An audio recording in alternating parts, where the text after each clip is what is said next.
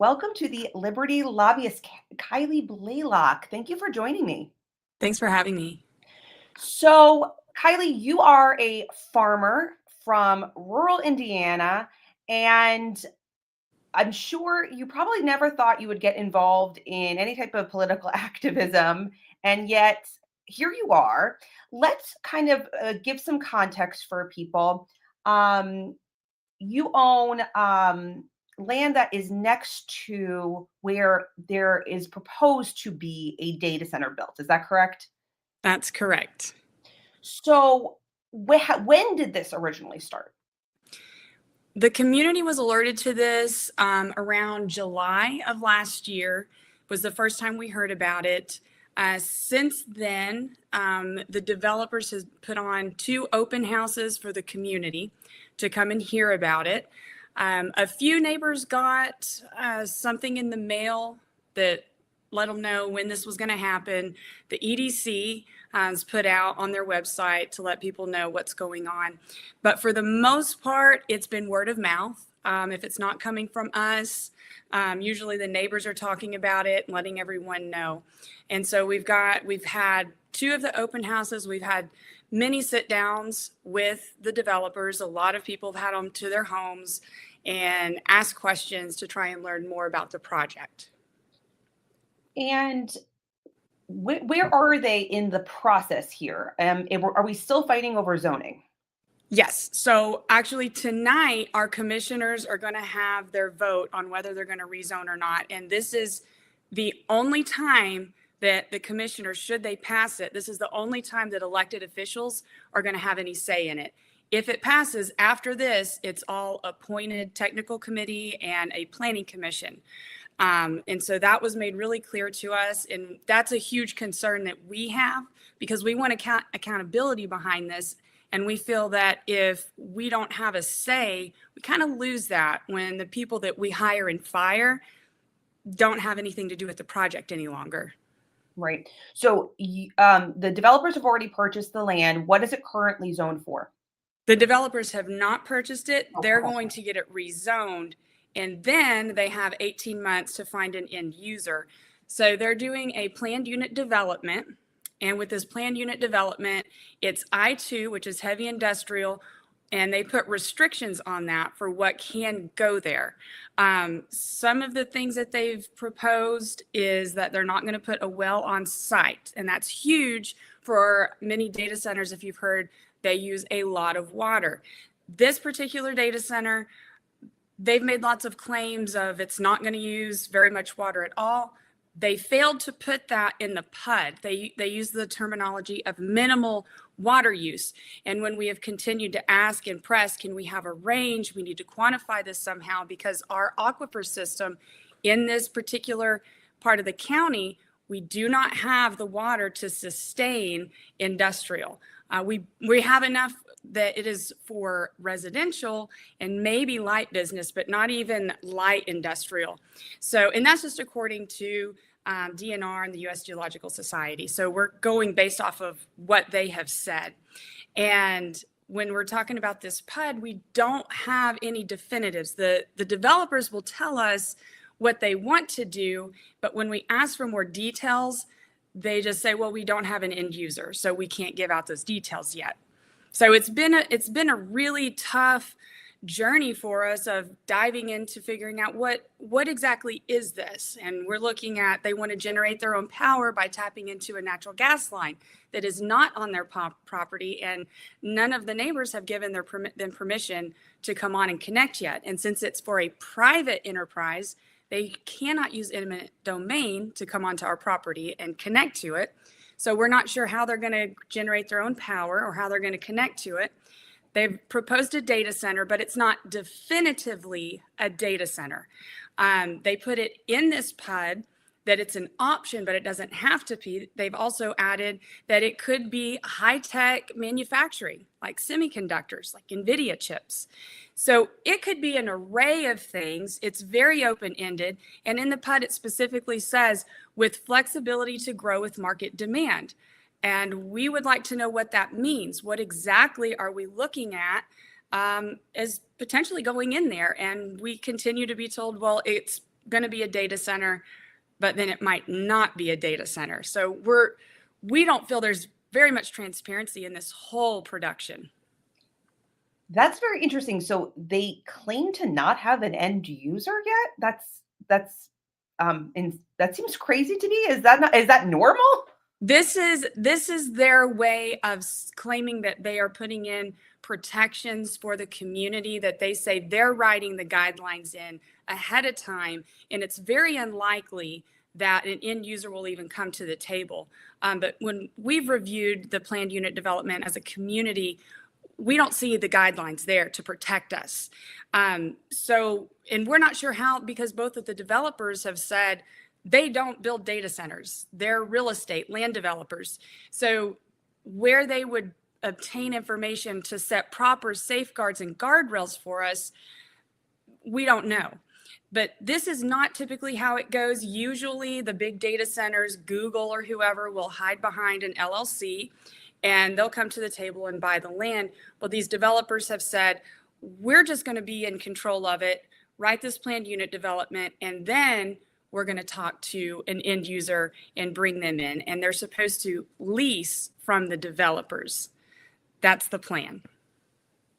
Wow. This is really okay. So let's hypothetically say it's a data center. Okay. Like we're sure it's absolutely a data center. Yeah, Google or whatever is going to have a data center there. So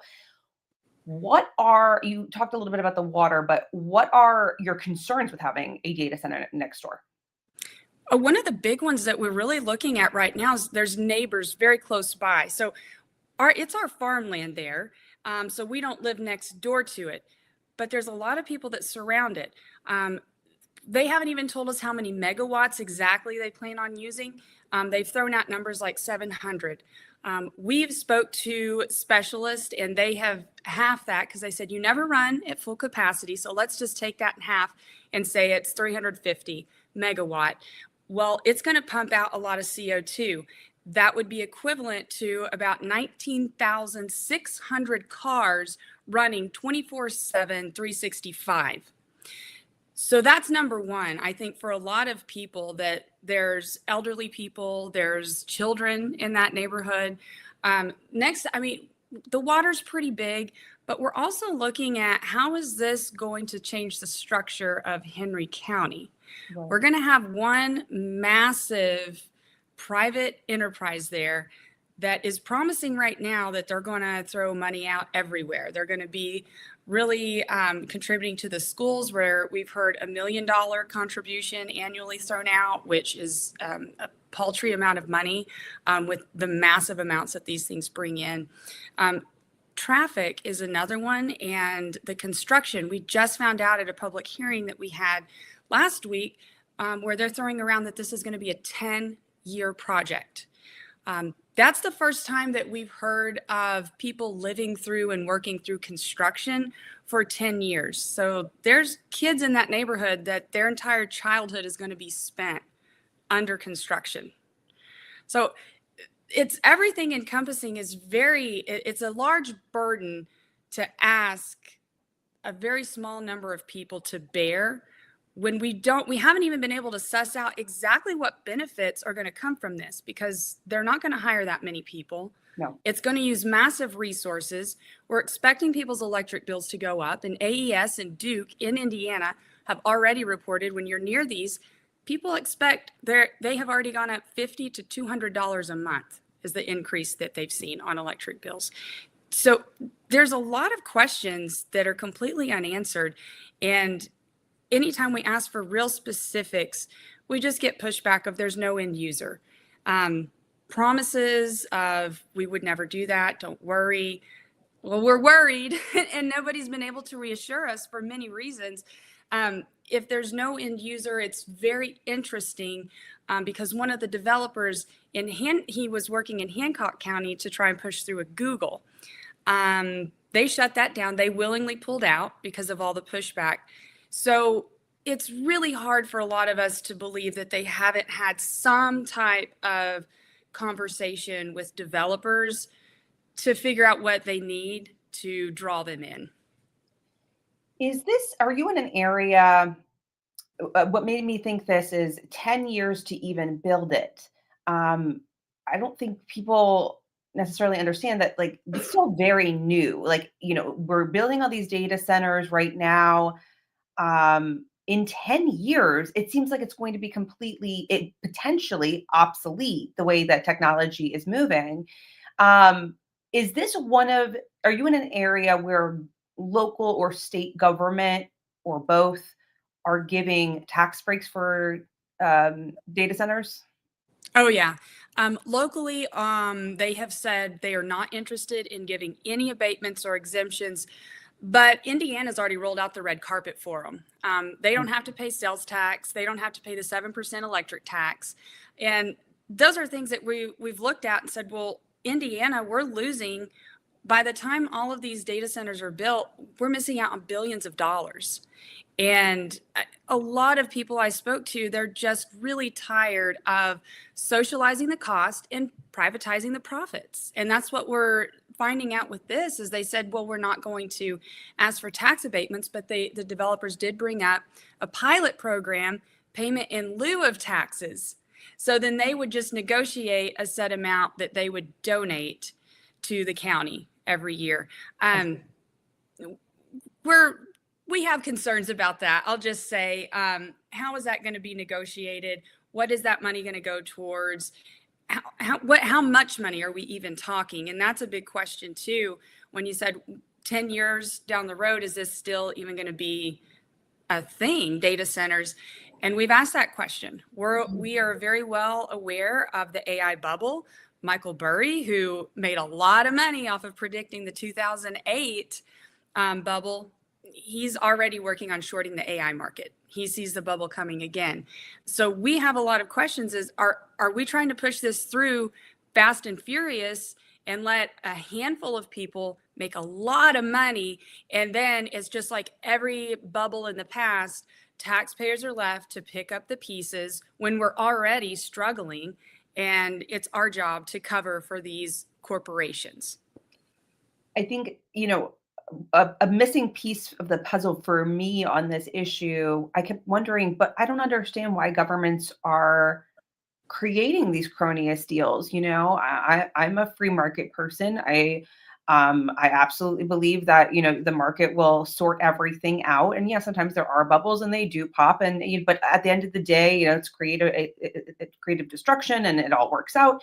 So, but why is government so anxious to get involved in this? And that never ends well, ever. Cronyism never ends well. And it was when I realized that these are very long projects and probably they're going to be massively devalued by the time they even come to fruition. This is basically the only way that they can make it work, make their numbers work, is if government comes in and gives them a cronyist deal. The problem with that, of course, is that it stifles innovation, right? There's going to be no incentive for corporations to build maybe data centers don't need as many resources, for instance, or that are less environmentally unfriendly, right? And so that people would actually want them to be near them. There's no incentives when government just keeps rolling out the red carpet for them and saying, oh, don't worry, we'll make it work, we'll make it work. And the higher the bubble, the greater the fall. And I am really worried about where this is all going to go. And I don't live anywhere where there will be a data center near me, but I just worry about it, everywhere else. And then also we're taking up all this farmland. Can you talk a little bit about that aspect of it? So Yeah. yeah, this is land that would otherwise have been used for farming. Right. So this data center they're talking about in Henry County, it's going to go on almost 600 acres. And it's in our comprehensive plan, it's identified as prime agriculture land. So it's very productive. Indiana in general, we are a very big agriculture state. We're ninth largest farming state in the U.S. Mm-hmm. For soybean production, we usually come in third or fourth. With corn, I think last year we came in as the sixth highest. We brought in over 1 billion bushels of corn harvested. Overall, Indiana, we have 14.5 million acres of farmland.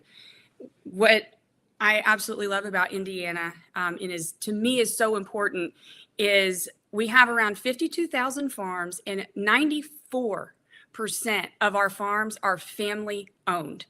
And that is so important because when you're talking about the economy, that moves power structures out. There's a lot of people that have a little bit of say instead of just consolidating it to one big corporation that has a lot of say.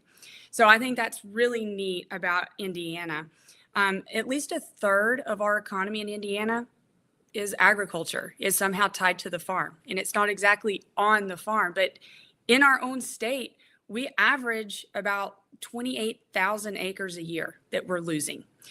Some of that is for residential, some of it's for commercial, but that's farmland that's moving out. And it seems like we're always producing more as farmers, but we need to be thinking as Hoosiers of how we're going to balance that, because we create a lot of jobs in agriculture. And if we're going to take out farmland that's going to decrease our production and bring in something like a data center that doesn't create very many jobs, it may bring in several construction jobs for short term.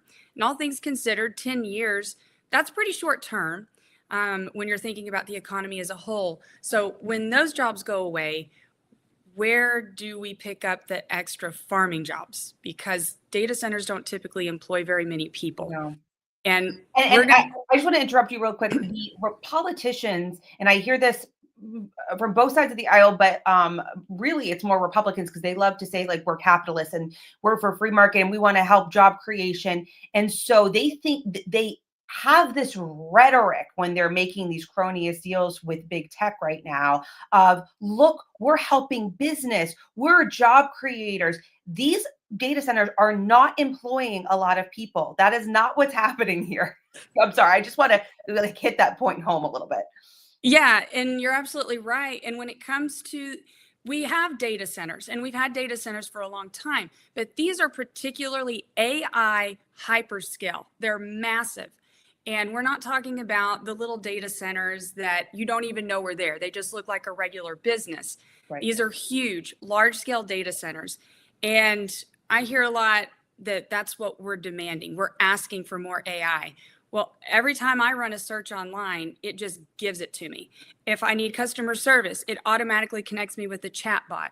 It's putting all of this AI stuff out there. I just got a new phone and it wants me to turn on AI to help me. I didn't ask for it. And most people I talk to are saying, I didn't ask for that either. So it's kind of like a dog chasing its own tail. They're saying that there's demand. We didn't create the demand. They created it by throwing it into every search.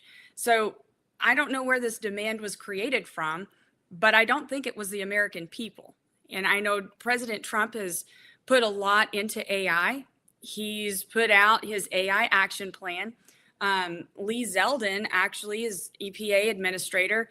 He said that all of the chemical reviews are getting in the way of building AI data centers.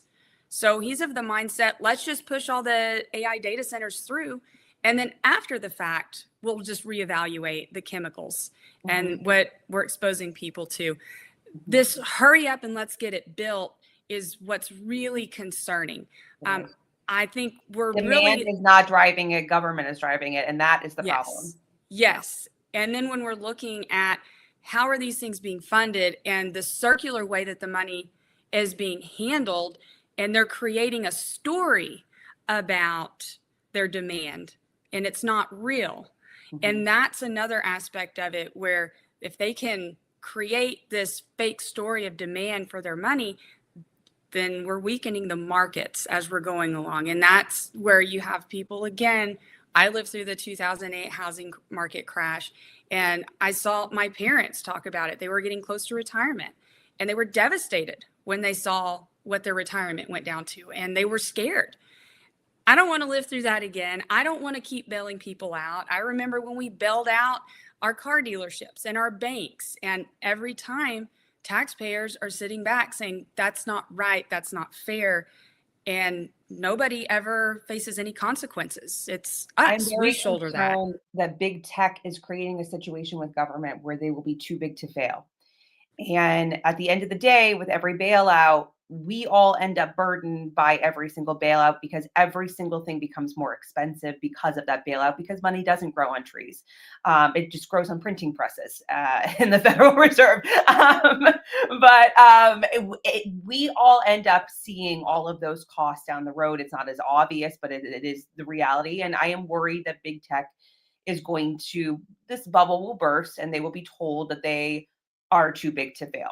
It would be devastating. We can't do that. So I want to pivot here a little bit. I want to talk about sort of the nuts and bolts of your activism efforts surrounding this in your community. Um, do you have a petition? Do you have a website? Like, how are you getting information out to people? Yes, we're on Facebook and we have a website. We're nohenrycountydatacenter.org. We have people, if you want to, you can go on and sign a petition. We also, if you want to donate to us, we do have an attorney to represent us. And I think for the most part, it's just word of mouth. We've been talking to people. We didn't start off as activists. We thought we were just a group of property owners and neighbors that were going to get together and talk to our commissioners. And we discovered immediately that's not just what this is. This isn't just a regular project coming to town. And so we started to get really organized, and we were told right off the bat, this is not a sprint, this is a marathon, so slow down. But we've been doing this for half a year. A lot of us, we have full-time jobs, and we don't have time throughout the day to combat this like the developers do. This is their job. This is their PR people. This is their job. And so we're just regular people doing this evenings and weekends, trying to make it work. The more we got into this, we kind of discovered this feels like something bigger than just development coming to town. We felt immediately like there's something going on. A lot of people in Henry County, they went through the wind turbine battle, which was a really bad battle for them. They ended up winning that. But a lot of people have been through that. They said, this is kind of akin to that. This is what it feels like. There's a lot of big money behind the scenes, and maybe it's not directly with these developers, but one thing we kind of discovered right away is we're getting in between somebody making a lot of money and they don't like that. And we started feeling that pressure. So we actually thought we're going to try to just keep our core group pretty tight. We were kind of afraid of extending too much. So if they're part of our group, they're usually just neighbors or landowners near us. We've had instances where people want to join in and we're just like, I don't know you, I'm so sorry, but you can support us by following us on Facebook, liking and commenting. That's probably the best way to help us out. And honestly, a lot of it is we're just trying to spread awareness. If one of these comes to anybody, I tell them, if this comes to town where you are, you have to come out swinging. They will have no mercy. Don't sit back and wait. You need to get out ahead of it. Get all the information you can from the developers or whoever's involved with that project. Get all the information you can. Start looking at your natural resources. Figure out who's behind it. Where's this money coming from? People aren't spending time, a year of their life, on a project if there's not something behind it. Find those little things and don't just post on Facebook or just get out and talk to your neighbors. I think that's the best thing, because at the end of the day, when we talk to our commissioners, they want to know that we're here in the community. They see the emails come in from other states or across the state, but they want to know from their constituents' point of view, how do you feel about this? What are you thinking? What are your thoughts? What direction do you want this community to go? And so it's really important. If you're afraid to talk to government, don't be. They work for you. And if they don't like talking to you, tell your neighbors. Let your neighbors know. You got to vote differently. That's the big thing. And our commissioners have listened to us. They've answered emails. They've answered phone calls. And all I can say is that's been one of the best things is they've at least responded to us. And if you find that your commissioners or whoever's in charge, they're not listening to you, then I guess you can post about that on Facebook and let them know. I find the smaller sort of the politician level, um, they do respond more because they're not so used to hearing from people as the higher up levels of politician.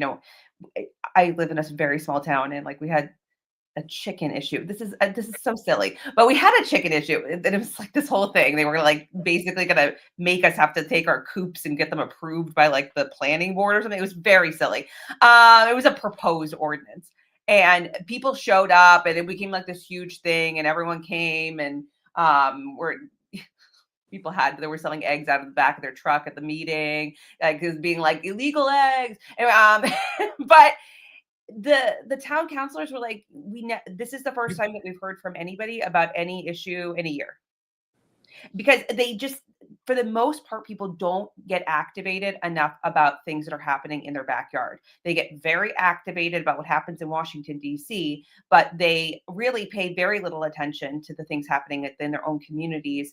And so, but on the flip side of that, I find they're much easier to get a hold of, to influence. And so people shouldn't be discouraged. You should be encouraged to go out there and try to influence what's happening in your backyard. In your case, literally in your backyard. Are you doing like letters to the editor, op-eds in newspapers, that kind of thing? Some people have been writing letters to the editor. It's a very small newspaper in Newcastle, the Courier Times. They've been covering it quite a bit. And then there's also been other local people nearby that have contacted us and wondering what's going on, if they can talk to us as well. I've also had people from very far out of state want to know our story and how it matches up. There's a lot of things in common through all these data centers that we're finding. But one of the big things too is if this happens and you form a group, find somebody who's not afraid to get in front of a camera and talk to the media. Obviously that was me, but I found I was really passionate about this project right off the bat. But it's important that you're able to communicate with the media because they're interested in this story as well. The small town newspapers, unfortunately, the one in Knightstown is no longer operating. There's Farm World there, but we have the Courier Times in Newcastle, and they've been covering it. They put opinion pieces out. It's a very, very hot topic for people in Henry County and surrounding counties too, because they feel they're going to be impacted. I know we will be.